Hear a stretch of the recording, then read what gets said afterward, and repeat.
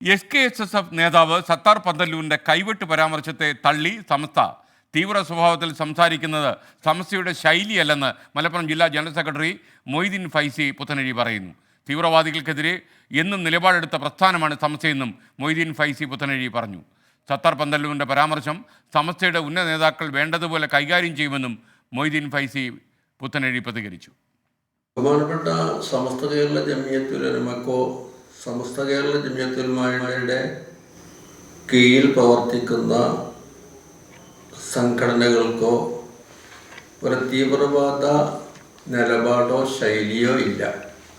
നമ്മൾ തീവ്രവാദത്തിനെതിരെ തീവ്രവാദം തെറ്റും ശരിയും എന്നൊക്കെ പറഞ്ഞ് ക്യാമ്പയിൻ നടത്തിയ വിഭാഗമാണ്.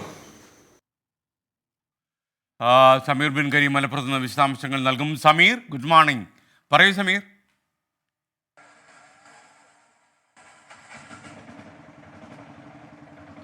Very good morning SK. കഴിഞ്ഞ ദിവസമാണ് SKSSFിന്റെ സംസ്ഥാന വൈസ് പ്രസിഡന്റായിട്ടുള്ള സത്താർ പന്തല്ലൂർ ഒരു വിവാദ പരാമർശം നടത്തുന്നത്. അദ്ദേഹം പറഞ്ഞത് സംസ്ഥയുടെ പണ്ഡിതന്മാരെ പ്രയാസപ്പെടുത്താൻ വരുന്നവരുടെ കൈവെട്ടാൻ പ്രവർത്തകർ മുന്നോട്ട് വരുമെന്നുള്ളതായിരുന്നു ഈ സത്താർ പന്തല്ലൂരിന്റെ പരാമർശം. തുടർന്ന് ഇപ്പോൾ ഈ പരാമർശം വലിയ വിവാദമാവുകയും സമസ്തക്കകത്ത് തന്നെ ഇതുമായി ബന്ധപ്പെട്ട് വലിയ എതിർപ്പുണ്ടെന്ന് സമസ്തയുടെ അഭിപ്രായമല്ല ഇത് എന്നുള്ളതുമാണ് ഇപ്പോൾ വ്യക്തമാക്കുന്നത്. ഇപ്പോൾ നമ്മോട് പ്രതികരിച്ചത് സമസ്തയുടെ മലപ്പുറം ജില്ലാ ജനറൽ സെക്രട്ടറി കൂടിയായിട്ടുള്ള മൊയ്തീൻ ഫൈസി പുത്തനഴിയാണ്. അദ്ദേഹം പറയുന്നത് സമസ്തയുടെ ഒരു ശൈലിയിലല്ല സത്താർ പന്തല്ലൂർ സംസാരിച്ചത്. സമസ്തയുടെ ഇത്തരം തീവ്രമായ ഒരു പ്രതികരണമല്ല സമസ്ത നടത്താറുള്ളത് എന്നുള്ളതുമാണ് അദ്ദേഹം വ്യക്തമാക്കുന്നത്. അതോടൊപ്പം തന്നെ തീവ്രവാദ സംഘടനകൾക്കെതിരെ ശക്തമായ നിലപാടെടുത്തവരാണ് സമസ്ത.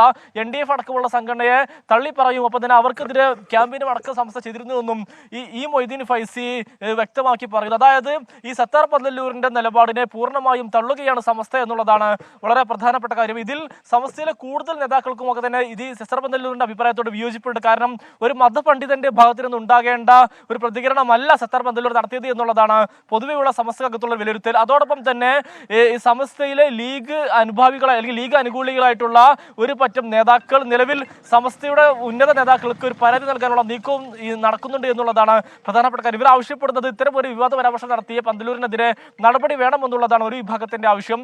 ഇന്ന് കോഴിക്കോട് വെച്ച് സമസ്തയുടെ വിദ്യാഭ്യാസ ബോർഡ് യോഗം ചേരുന്നുണ്ട്.